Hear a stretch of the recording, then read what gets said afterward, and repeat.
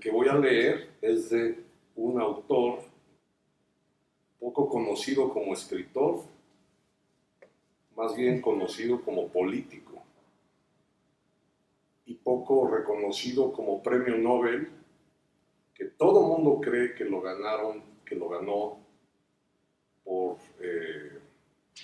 su labor política, pero lo ganó como escritor.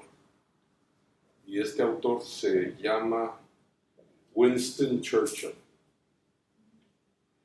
Y voy a leer lo que escribió Javier Marías al respecto. Winston Churchill, 1874-1965, nacido en el Palacio de Blenheim, en el seno de una familia ilustre, no necesita mucha presentación. Quien empezó luchando a favor de los españoles en Cuba en 1895 y acabó siendo primer ministro de su país entre 1940 y 45 y entre 1951 y 54, y obteniendo el Premio Nobel de Literatura y el título de Sir en 1953, escribió numerosas obras de carácter militar, histórico y político, así como una novela, Savrola, en 1900, que no ha pasado a la historia. Lo que casi nadie recordaba o sabía hasta que Peter Haining lo redescubrió en su antología The Lucifer Society de 1972, es que Churchill había escrito también en su juventud el presente cuento, Man Overboard, que se traduce aquí como Hombre al agua, que bien puede calificarse como de terror. Apareció en The Harmsworth Magazine, cuando Churchill era conocido sobre todo como periodista gracias a sus estremecedores y vivaces informes de la guerra de los Boers. Aunque el premio Nobel le fuera concedido probablemente más por su oratoria que por sus escritos, sirva este brevísimo y excelente cuento como ligero desagravio a cuantos se han sentido ofendidos desde 1953 porque dicho premio recayera en alguien tan conocido por sus hechos como por sus palabras. Hombre al agua. Fue poco después de las 9:30 cuando el hombre cayó por la borda. El vapor correo avanzaba a toda velocidad por el Mar Rojo en la esperanza de recuperar el tiempo que las corrientes del Océano Índico le habían robado. La noche era clara, aunque la luna estaba oculta por nubes. El aire cálido estaba cargado de humedad. La tranquila superficie de las aguas se veía quebrada tan solo por la marcha del gran barco, desde cuya aleta las altas y sesgadas ondas salían disparadas como las plumas del ástil de una flecha, en cuya estela las burbujas de espuma y aire levantadas por la hélice dejaban un reguero que se iba estrechando hacia la oscuridad del horizonte. Había un concierto a bordo. Todos los pasajeros se alegraban de romper la monotonía del viaje y se agrupaban en torno al piano en el salón al final del tambucho.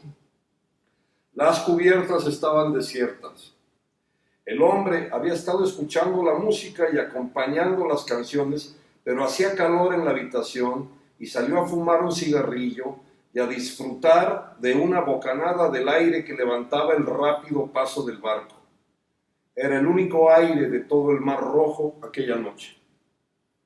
La escala real no se había quitado después de dejar Aden y el hombre salió a la plataforma como si lo hiciera a un balcón. Apoyó la espalda contra la barandilla y lanzó una bocanada de humo al aire reflexivamente. El piano atacó una vivaz melodía y una voz empezó a cantar el primer verso de Los Chicos Camorristas. Las acompasadas vibraciones de la hélice eran un amortiguado acompañamiento añadido. El hombre conocía la canción, Había hecho furor en todos los teatros de variedades cuando él había partido para la India 7 años antes. Le traía a la memoria las resplandecientes y bulliciosas calles que no había visto durante tanto tiempo, pero que pronto iba a volver a ver. Se disponía a acompañar el estribillo cuando la barandilla, que había quedado mal sujeta, se dio de pronto, con un chasquido, y él cayó de espaldas a la templada agua del mar en medio de una ruidosa zambullida. Durante un segundo su aturdimiento físico fue demasiado grande para pensar. Luego se dio cuenta de que debía gritar. Empezó a hacerlo antes incluso de salir a la superficie. Logró un chillido ronco, inarticulado, medio ahogado. Un cerebro asustado sugirió la palabra socorro, y él la berreó con fuerza en un frenético esfuerzo 6 o 7 veces sin parar. Luego escuchó: vamos, vamos, abrid paso a los chicos camorristas. El estribillo le llegó flotando a través del agua calma porque el barco ya había pasado completamente de largo. Y al oír la música, una honda puñalada de terror le traspasó el corazón. Por primera vez su conciencia alumbró la posibilidad de que no lo recogieran. El estribillo empezó otra vez. Así que yo digo, chicos, ¿quién quiere una buena juerga? Rumba, timba, tunda, ronda, ¿quién quiere beber conmigo? ¡Socorro! ¡Socorro! ¡Socorro!, gritó el hombre ahora con un miedo mortal.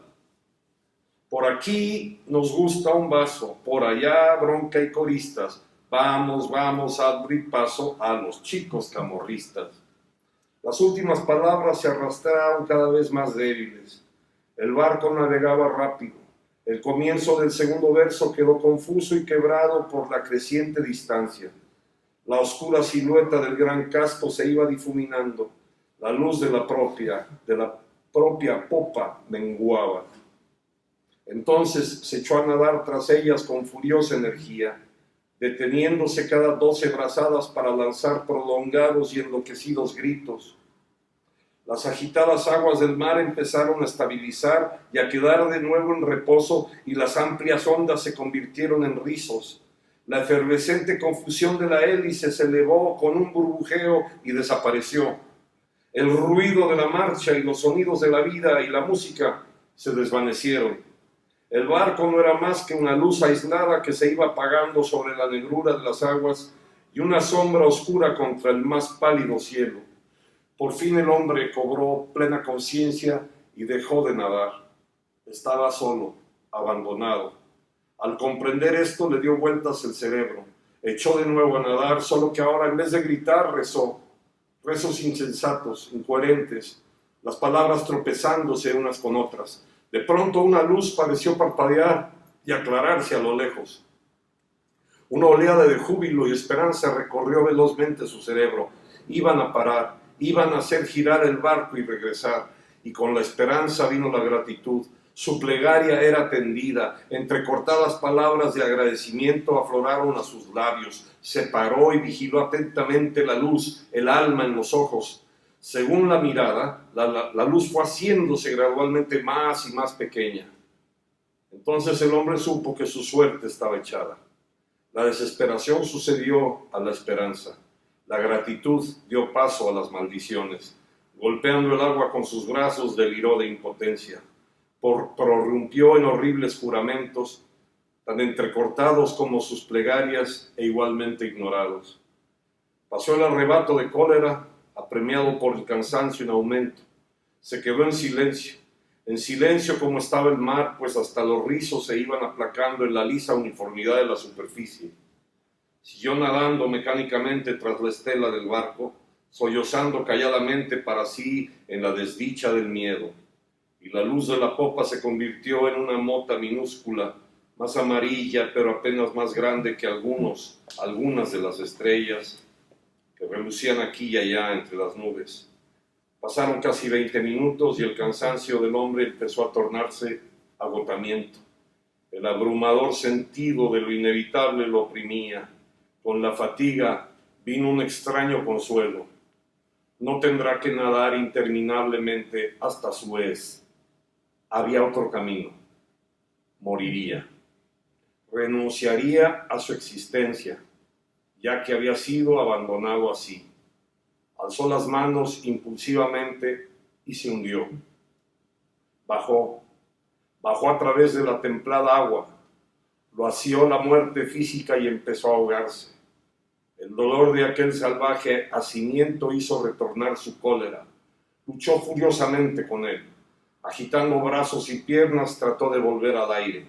Fue un duro combate, pero salió victorioso y jadeante a la superficie. Lo aguardaba la desesperación. Chapoteando débilmente con las manos, gimió en medio de su amarga desdicha: «No puedo, debo. Oh Dios, deja que muera».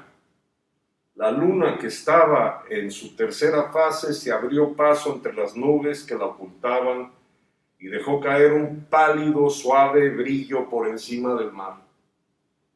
Vertical sobre el agua, a 50 yardas, había un negro objeto triangular. Era una aleta. Se le acercaba lentamente. Su última súplica había sido escuchada.